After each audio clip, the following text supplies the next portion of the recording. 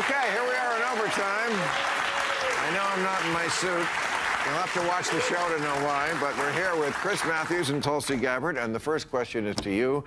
In a recent episode of Real Time with Bill Maher got frustrated with Tulsi Gabbard for spreading pro-Trump, anti-Biden falsehoods. Tulsi, a former Democratic congresswoman who now aligns with right-wing views, criticized Biden's policies as harmful. Bill Maher countered by defending Biden's record, highlighting achievements like managing the pandemic, creating jobs, and passing significant legislation. Tulsi tried to equate Trump's refusal to accept election results with Hillary Clinton's past comments, but Maher pointed out that Clinton conceded and didn't try to overturn the election, unlike Trump. Tulsi also falsely claimed that Biden's administration targeted political opponents, which Maher debunked by noting the nonpartisan actions of Biden's Department of Justice. Before we move on, please support the channel by liking and subscribing. Let's dive into more exciting details. Ultimately, all of these different policies that have been destructive to our country will continue. But let's not pretend that this country is falling apart or that Joe Biden caused it to fall apart. He actually didn't do a terrible job at all. And a lot of the things he did have helped this country. We came through the pandemic better than any other country in the world. We're not in any sort of depression or even recession. The stock market is through the roof. People aren't like dying in the streets. Are you kidding? Yes, we have. During the episode, Gabbard suggested that the Democratic Party's agenda and Biden's policies are unpopular and ineffective. Maher quickly shut down these claims, defending Biden's record and pointing out the positive outcomes of his administration. He argued that Biden has not caused the country to fall apart and highlighted several achievements, including managing the pandemic better than most countries, avoiding a depression, a booming stock market, and maintaining stability without widespread crises. Maher noted that Biden's legislative record surpasses Trump's, citing the American Rescue Plan, which helped the country recover from a recession and the creation of millions of jobs. He also mentioned significant legislative accomplishments such as the CHIPS and Science Act, the largest investment in combating climate change, the bipartisan Safer Communities Act for gun control, and the PACT Act expanding health care for veterans. Maher emphasized that Gabbard's criticisms lack substance compared to the benefits of Biden's policies. The discussion also touched on Trump's refusal to accept election results. Maher questioned Gabbard's support for Trump, pointing out that Trump has repeatedly undermined the democratic process by casting doubt on election honesty and refusing to concede when he lost. Gabbard attempted to draw a false equivalence between Trump's actions and Hillary Clinton's comments in 2016.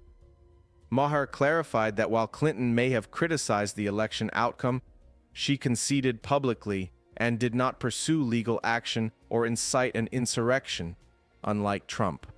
Gabbard continued to argue that the Biden administration has eroded free speech and targeted political opponents, but Maher refuted this by explaining that Biden's Department of Justice has pursued legal actions based on crimes committed regardless of political affiliation. He named examples of Democrats being prosecuted, such as Texas Congressman Henry Cuellar and New Jersey Senator Bob Menendez, to demonstrate the nonpartisan nature of the DOJ's actions. Maher underscored that Biden's DOJ even investigated the president himself and prosecuted his son, Hunter Biden, indicating a commitment to justice over political favoritism. Throughout the episode, Maher expressed frustration with Gabbard's attempts to paint Biden's administration as more corrupt or authoritarian than Trump's. He argued that Trump has openly discussed weaponizing the justice system against his opponents, a stance that poses a significant threat to democracy. Maher highlighted the importance of recognizing these dangers and not falling for false equivalences. They discussed on more topic other than this. Here's a detailed breakdown of their conversation. Weeks ago is now men don't have to register because they're automatically registering them as soon as they turn 18. Okay. So you don't have to actually, you don't get to fill out a card or anything anymore. But I remember I was about to be registered when I just turned 17 in 1973. Maher asked Gabbard if women should register for the military draft. Gabbard clarified that men don't actively register anymore because they are automatically registered at 18. She opposed the draft, arguing that it indicates the government's intention to start wars people wouldn't support voluntarily. She mentioned historical instances like Pearl Harbor and 9/11s, where people volunteered willingly out of patriotism. Gabbard emphasized that having a draft could result in unwilling soldiers, which isn't ideal for combat situations. The only reason we would need a draft is because our warmongering politicians are starting wars that they know the American people aren't going to support. When you look at what happened after Well, they the didn't attack start the wars. Well, when you They look at what didn't- happened, you look at what happened after the attack on Pearl Harbor. Thousands and thousands of people from all across the country set aside their lives and volunteered because they wanted to go. After that, Maher raised concerns about the younger generation's willingness to serve in the military.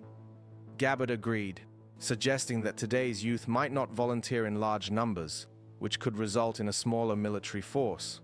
She also mentioned that wars don't start out of nowhere, countering Maher's suggestion that the US didn't start conflicts in Ukraine or Israel.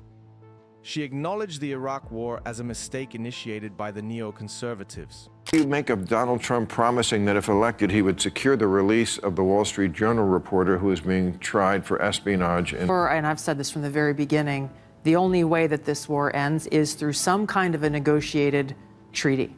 That's it. That's been true from the very beginning. Does that mean giving up Ukrainian land? It means, I think, both sides, like in all treaties, will end up having to. Maher asked about Trump's promise to secure the release of a Wall Street Journal reporter in Russia. Gabbard expressed skepticism about Trump's promise. Matthews speculated that Trump might use the reporter's release as part of a broader deal with Russia involving Ukraine. Gabbard suggested that a negotiated peace treaty is the only realistic way to end the Ukraine war, though it might require concessions from both sides. Oklahoma school superintendent directing all public schools to teach the Bible. It's not the regular course requirements for Oklahoma schools. Yeah, maybe we should read the Bhagavad Gita. Bhagavad Gita. The panel discussed the Oklahoma school superintendent's directive for public schools to teach the Bible. Matthews criticized it as unconstitutional and linked it to the influence of Christian nationalism. Gabbard, a Hindu, supported religious freedom and the First Amendment, arguing and laughing at the same time, said that while students should be free to pray, state-sponsored religion in schools is inappropriate. Attacks on freedom of the press that we've seen and freedom of speech. So. Wow, I thought you would go the other way. Attacks on freedom of the press that we've seen and freedom of speech. Maher asked about Julian Assange. Wow, I thought you would go the other way. No, not at all. I think Ellsberg looks good right now. Attack on press freedom. Matthews contrasted Assange with whistleblowers like Daniel Ellsberg, who exposed government lies during the Vietnam War. Maher worried about national security, suggesting that exposing secrets could endanger the country. It seems everyone liked the comments of Gabbard on this issue.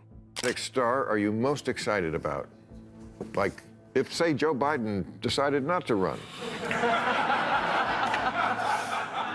Who would you? I like, because I've always liked Pelosi because she was a hell of a leader. And Well, we can't replace him with her. but she picked Hakeem Jeffries. She picked Jeffries. Jeffries. Oh, Hakeem Jeffries. Okay. As the potential next speaker. And I think that she's a very remarkable person. She raised 5 kids before she ran for anything. And she said the secret to her success is finesse and how you deal with all these different squad leaders and all these people and how you keep them all happy. I think she shows some wisdom. In the final segment, Maher asked about potential rising stars in the Democratic Party if Biden doesn't run again. Matthews praised Nancy Pelosi for her leadership and decision to support Hakeem Jeffries as a future leader, expressing confidence in his capabilities. Overall, the discussion highlighted diverse viewpoints on military policy, political promises, religious freedom in schools, press freedom, and future political leadership. Earlier this year, Trump and President Joe Biden became their party's likely candidates for the 2024 presidential race after winning several primaries. On Thursday, they participated in the first debate of this election cycle, which was hosted by CNN in Georgia. In conclusion, Maher accused Gabbard of being a de facto MAGA Republican, arguing that her criticisms of Biden and defense of Trump are disingenuous. He suggested that those who claim to be unbiased or centrist but actively participate in politics often have hidden biases and agendas. Maher praised Biden's record as objectively better than Trump's and criticized Gabbard for downplaying Trump's transgressions while unfairly attacking Biden. This episode showcased Maher's frustration with misleading political rhetoric and his defense of democratic principles. Do let us know your views in the comments below. If you like this video, hit the subscribe button and press the bell icon so you are notified as soon as we upload our next video. Thanks for watching.